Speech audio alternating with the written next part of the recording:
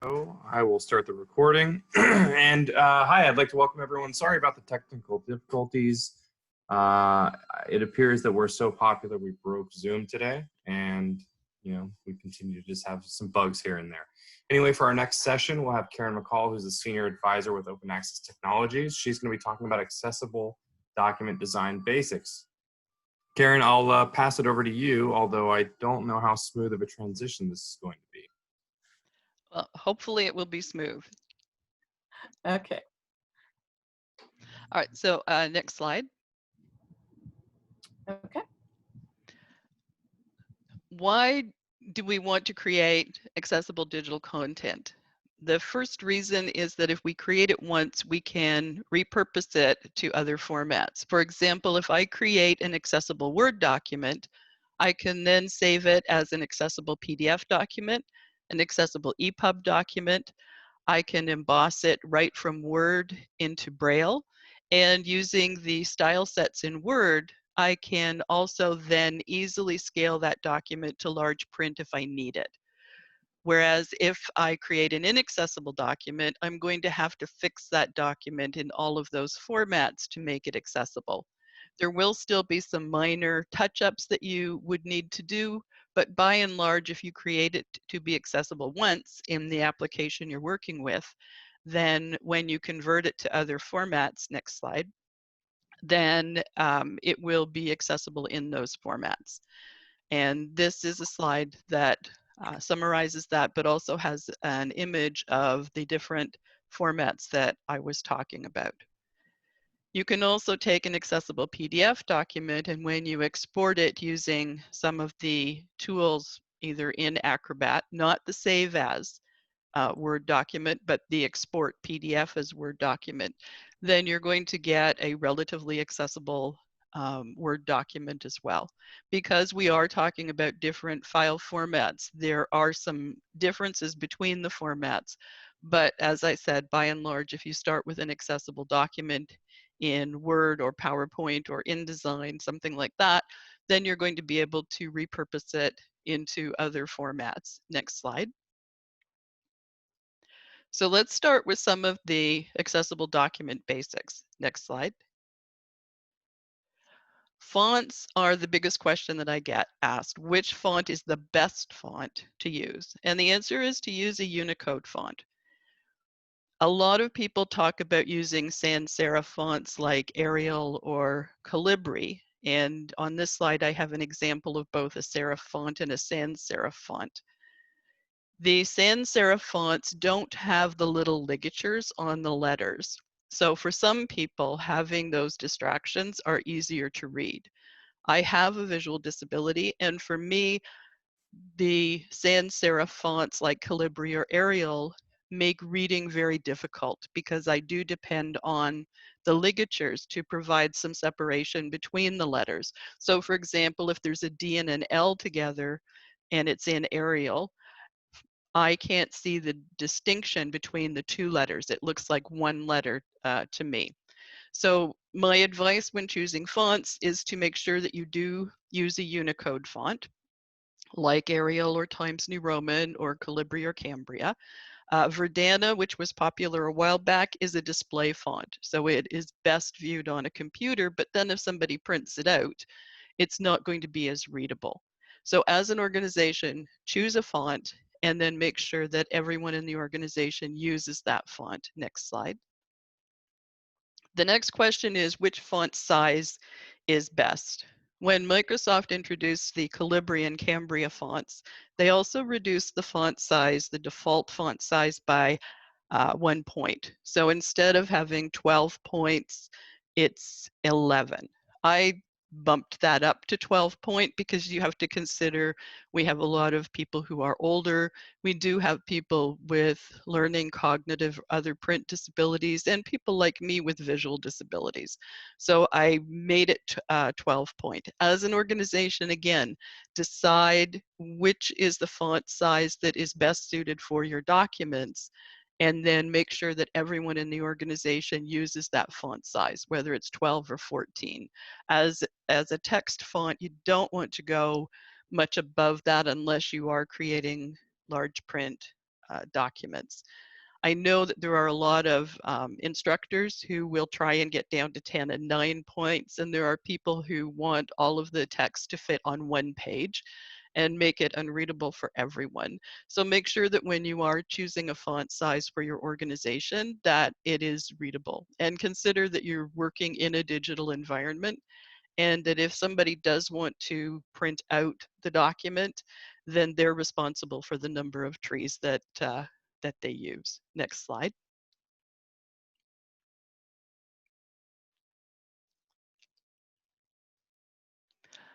The other thing to avoid is direct formatting.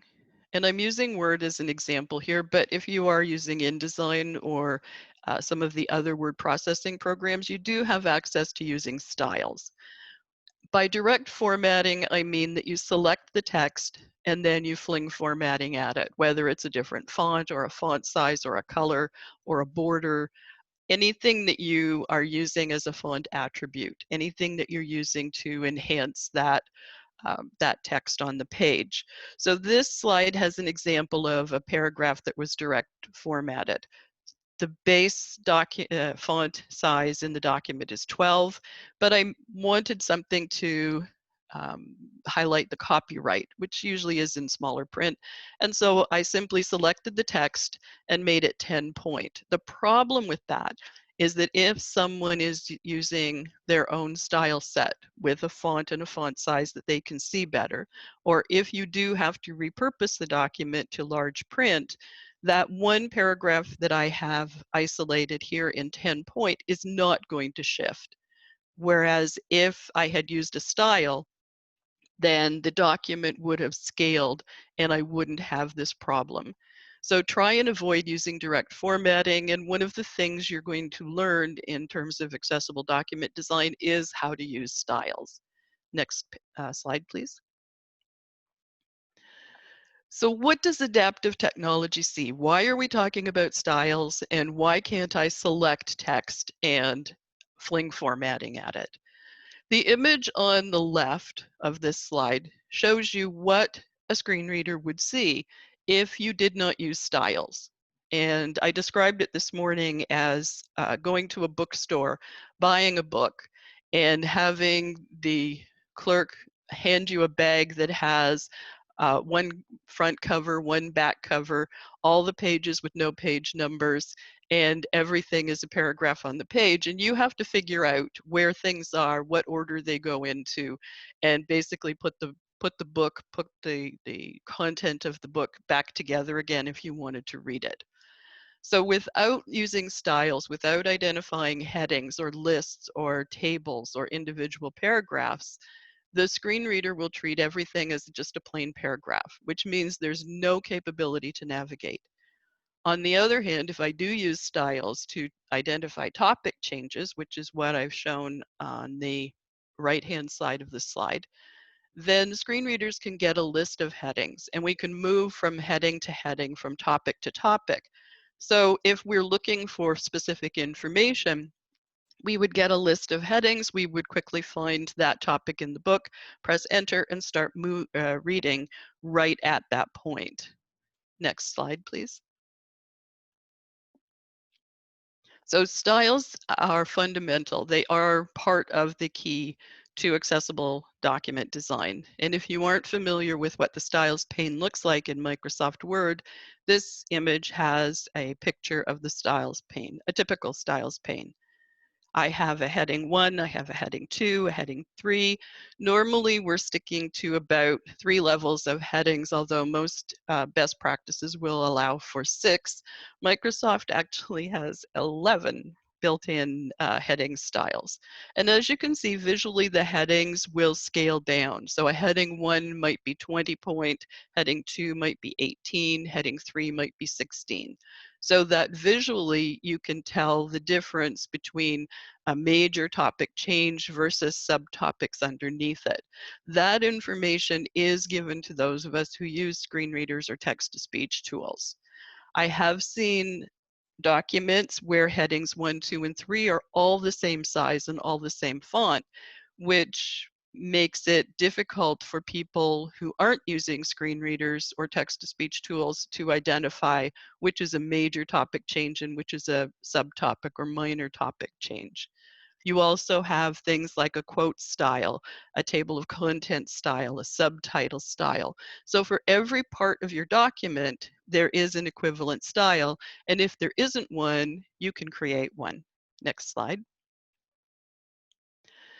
You can find styles in a lot of places in Word. The most visible one for people who don't have a visual disability or who are blind is in the home ribbon on the Quick Styles gallery. And that's the image at the lower part of this slide.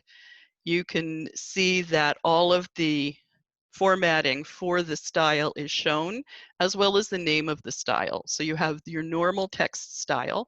And if you did want to change the normal text style of your document from Calibri to Cambria, you would right-click on the normal style, choose Modify, and then make the change to your document there. When you activate the OK button, that change then goes through your entire document. So you're not changing the fonts paragraph by paragraph or piece of text by piece of text. In the upper left is the Apply Styles pane. That can only be made visible using the keyboard. And if you're interested in the keyboard command, it's Control-Shift-S. And you can either type in the style that you're looking for, or you can expand a list of styles and choose it from the list. One of the really neat things about the Apply Styles pane is that you can put it on your quick access toolbar. And for anybody who previously worked in Word 2003, where you had the toolbar just underneath the file menu, you had the Apply Styles pane there, even though you weren't aware of it, and it would show you the style at your cursor point. The advantage to having the Apply Styles pane in your quick access toolbar is that you can use a keyboard command, or you could actually click in it and then either choose from the list or type in the style that you want and press enter. And it's a really fast way of applying styles without having to look through the styles gallery or look through the styles pane for the style that you want. And the more that you work with styles, the better you'll be at knowing exactly which style you want at any particular time and being able to type it in and apply it. Next slide, please.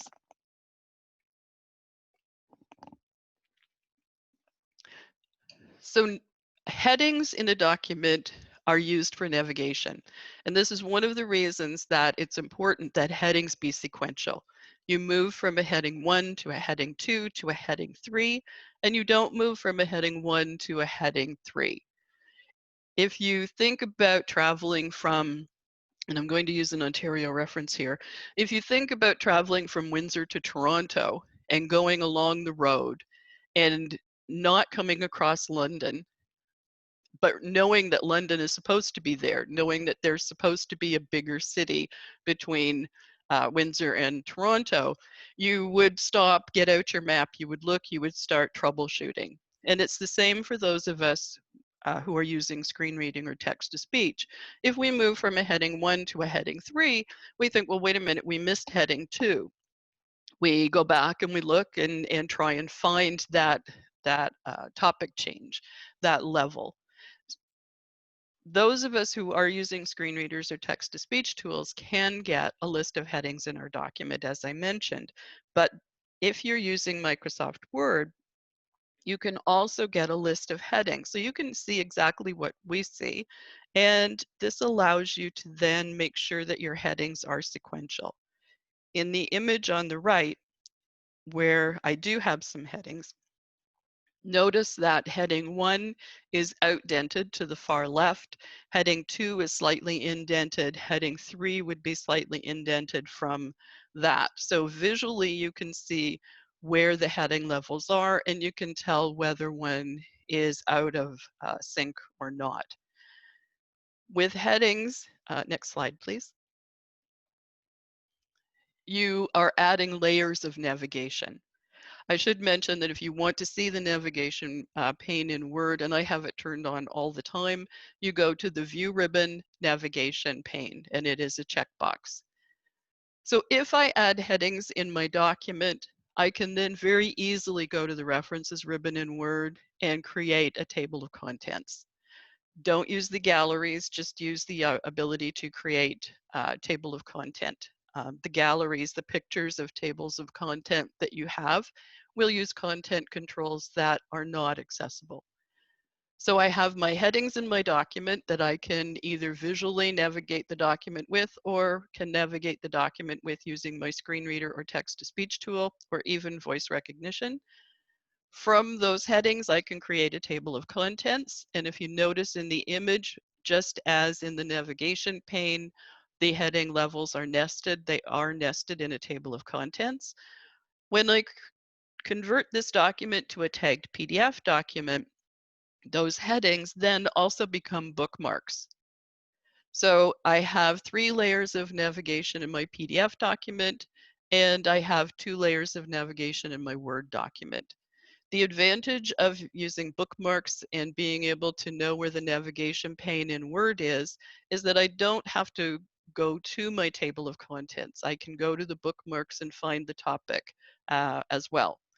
If you are someone who is using the keyboard, it may be faster to go to the table of contents, but you are adding layers of navigation. And when you're looking at a large document, even if you're looking at a 10-page document with several topic changes, the ability to quickly navigate to where you need or want to go and start reading from that point is critical. Next slide, please.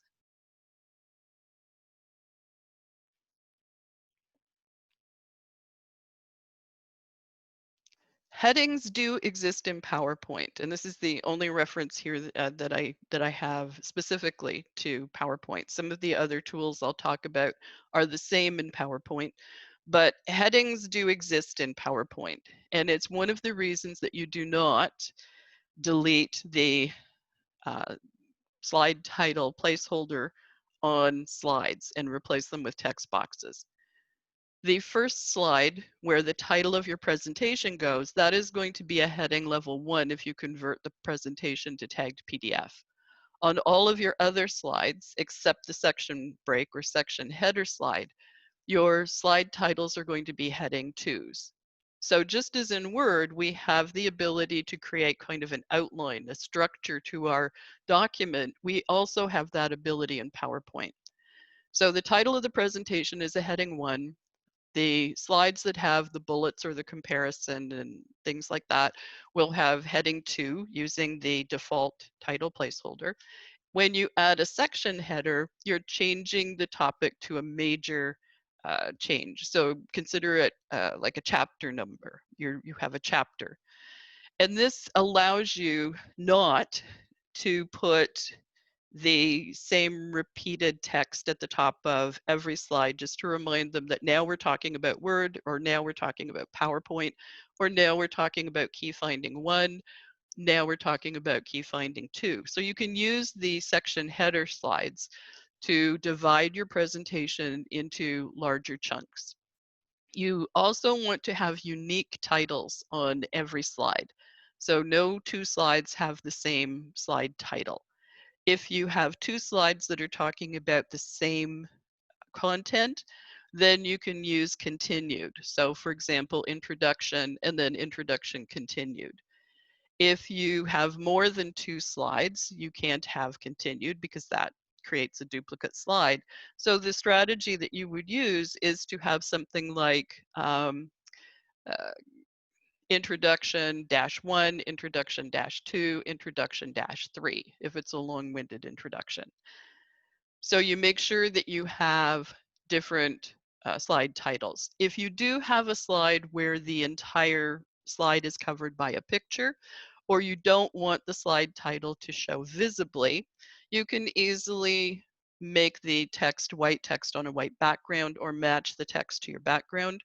You can cover the slide title, although this is a really bad Band-Aid solution while we're teaching people how to create more accessible slides. As long as when you look at the selection pane, when you look at the logical reading order of the slide, the first thing that people are going to come into is that slide title, so that they know what the content on the slide is all about. Next slide, please. Alt text for images is important as well. Next slide, please. And this is where I've used a section break, a section header to change the topic in my slide. So alt text basics using Word, you want to make sure that the alt text does describe briefly the image. Those of us who are using screen readers or text-to-speech tools aren't able to go through alt text in as granular a manner as we can with regular text. In a lot of cases, we either read all of the alt text or we read none of the alt text. We can't go through if there's a word that we aren't sure of. We can't go through and have it spelled or have it spelled phonetically. We read everything or nothing.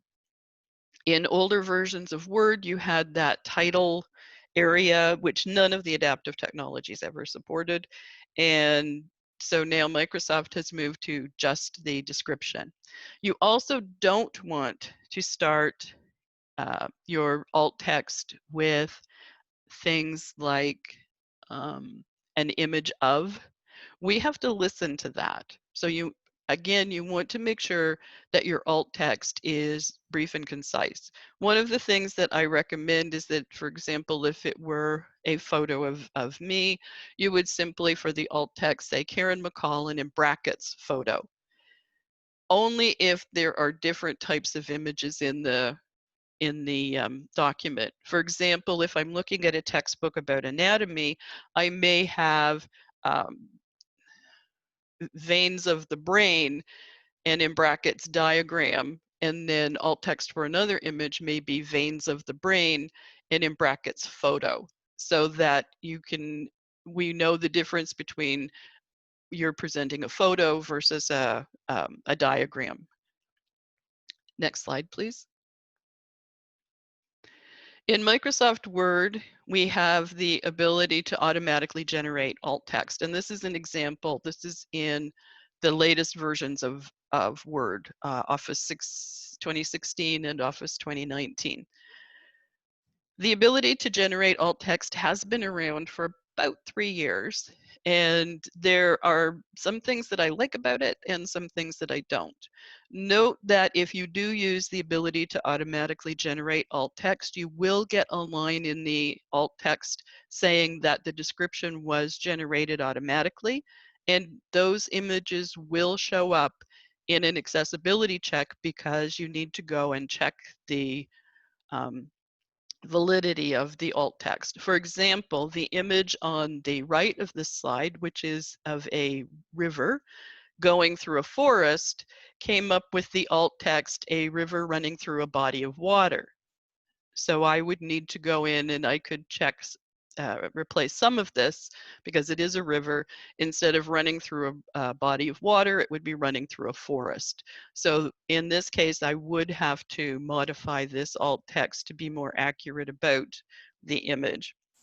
The two images on the left, for the past 3 years, when I've added things like this to my documents, the automatically generated alt text is always image of a cell phone. So although the ability to automatically generate alt text is based on artificial intelligence, it hasn't really learned anything in the 3 years that I have been using it. So when I go to the internet and I bring a picture in, the alt text is generated automatically.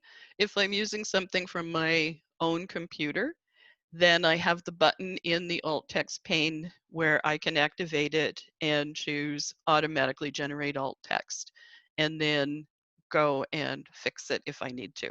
And in most cases, you will need to tweak it a little bit. Next slide. As of 2 years ago, we also have the ability to mark an image as decorative. The screen readers haven't quite caught up with this yet. JAWS is hit and miss in terms of sometimes it will say graphic decorative, and then sometimes it will just say graphic and give us the dimensions of it. The ability to make an an image decorative, or in PDF language an artifact, part of the background that screen readers and text-to-speech tools don't see is a checkbox in the alt text pane. One caveat to using this is that it is not backward compatible. So if you are using Office 2016, and both the tools for generating alt text and mark as decorative are available in all of the Office applications. They're not just confined to Word. If you're using Office 2016 and the person who's reviewing your work, or one of your editors, one of your collaborators, is using Office 2013, then the image will show up in an accessibility check as an image needing alt text. But because you have turned off that capability in your version by checking this checkbox, they will not have the ability to add the alt text. So they may think that it's an error. This becomes important when you're distributing your Office documents without converting them to something else. The mark as decorative checkbox, when it is checked, will make that image an artifact if you convert the document to tagged PDF. So if you know that you're only going to publish in PDF, then you don't really have to worry about checking or unchecking this, checking this checkbox. But if you are distributing your Office document, whether it's Word, PowerPoint, or Excel, then you will need to be aware of the version of the Office application that the person you're sending it to is using. Next slide, please.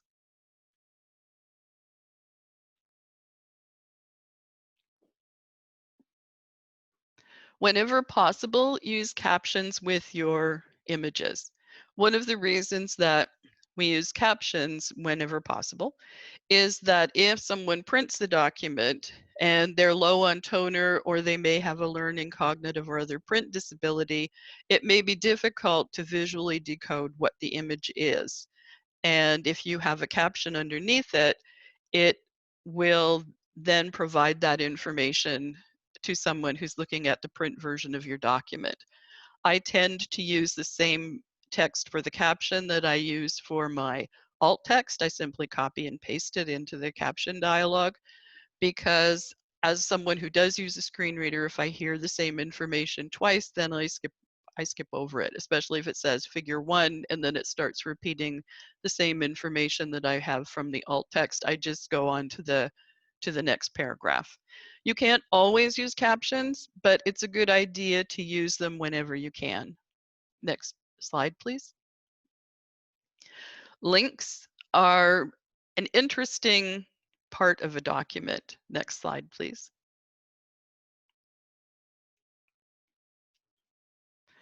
I'm an advocate of using contextual links in Word documents or desktop published documents. So a contextual link is text that acts as a link. And one of the reasons that I'm an advocate of using that is partly because I'm also a person who uses a screen reader or text-to-speech tools. If I get a list of links and every link starts with http://www, I'm not listening anymore, because I know at the end of that long URL, if my screen reader can still catch its breath, it's going to tell me that the target is something like file123.htm or 0075.pdf. And that has absolutely no meaning to me. I have no idea where I'm going with that. Whereas if I have a link to the annual report, if I have a link to contact us, if I have a link to Crawford Technologies or Open Access Technologies homepage, I know exactly where I'm going. Next page. You also don't want to start links with things like click to. Select this link to, because again, we have to listen to that. So you simply want to make the link as concise as possible, tell us where it is we're going. And you may have to craft a sentence in a slightly different way, but that is part of learning how to write. This is an example of what I mean. In the upper left, I have a 2-line URL. So if you can imagine reading that paragraph and in the middle of the paragraph having to listen to all of that 2-line URL and then pick up the content of the paragraph. People who have learning, cognitive, or print disabilities, and those of us who are blind or visually disabled, lose track of where we are and what we're reading. Whereas if you look at the lower right, the link is a contextual link, and we are told that it's a link. That's the only intrusion that we have into our comprehension. We'll be reading that paragraph and then we'll hear the word link, we'll hear the text, and then just continue reading. So it's more or less seamless in terms of allowing us to read and comprehend information where you may want a link inserted into your document. Next slide, please. There is a trend toward making links invisible. And I have no idea why this even started, but there are people who will either use black underline because they think it's less intrusive. The only problem with that is that then when they actually use black underline for a heading or something else, people think that it's a link. The best idea is to keep the links blue. We are trained to identify links as being blue with an underline, and there's no real problem with that. For those who have advocated for getting rid of the blue and the underline, one of the problems with that is that only those of us who are using screen readers or text-to-speech are going to be able to find the links in the document. Because as we read, we're going to be told we're encountering a link, whereas someone who's looking at the document visually is going to have to hover their mouse over the entire document in order to find the links. And since there's no real indication at the top of the document that says this document has links, they're likely to read the entire document without even knowing that there are any links in the document. So when you're looking at links, keep them blue, keep them underlined. And in terms of other underline in your document, use it as sparingly as possible, because some people, based on document author decisions, may interpret those as links and try to click on them or activate them and get very frustrated. Next slide, please.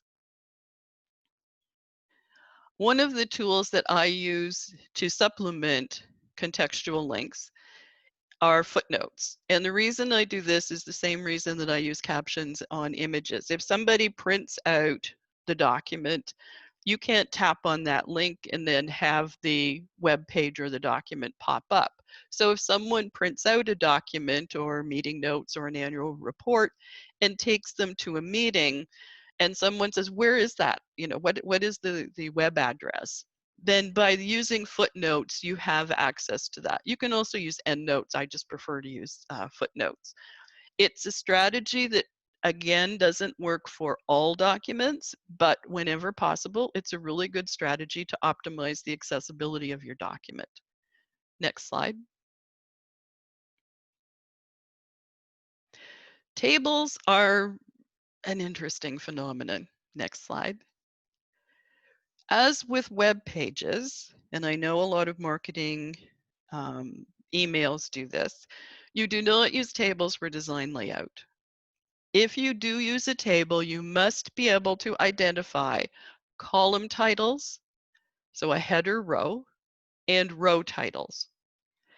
One of my students from Mohawk was doing a checklist and wasn't sure whether she could use a table for it. It's a checklist that's part of a document, so not the entire document is going to be identified as a table, but a page in the document had a checklist.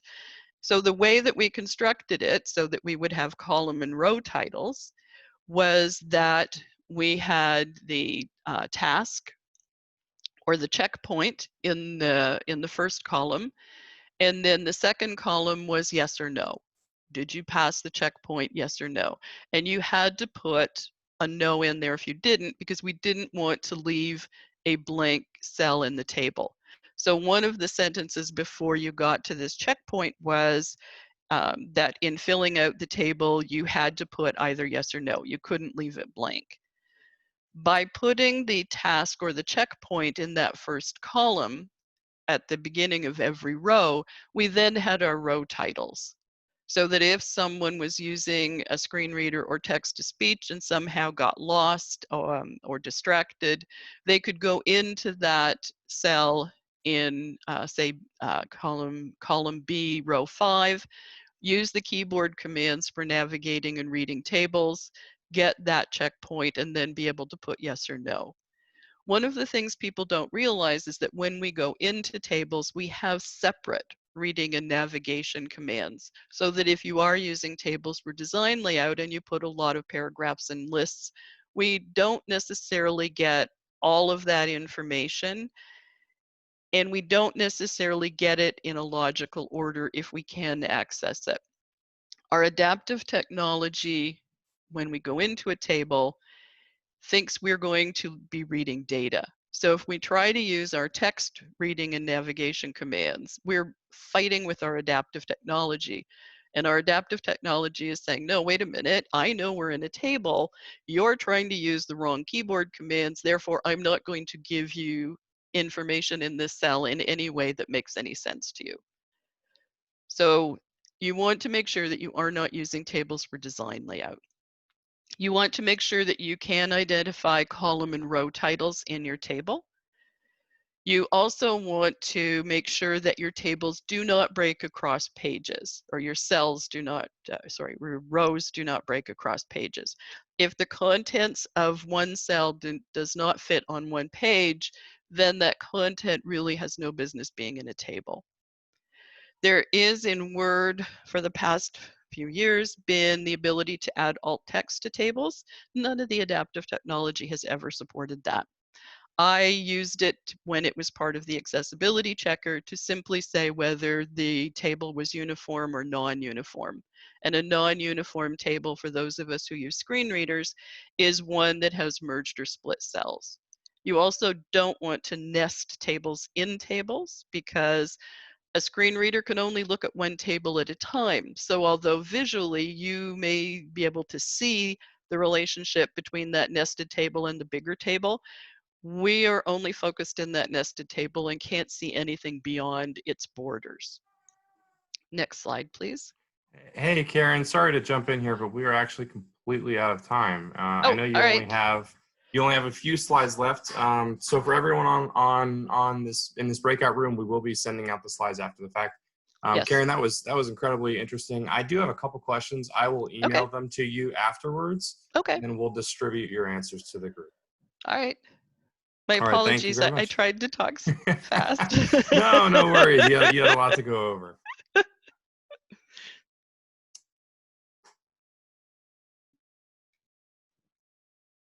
All right, Lee, would you like to take over?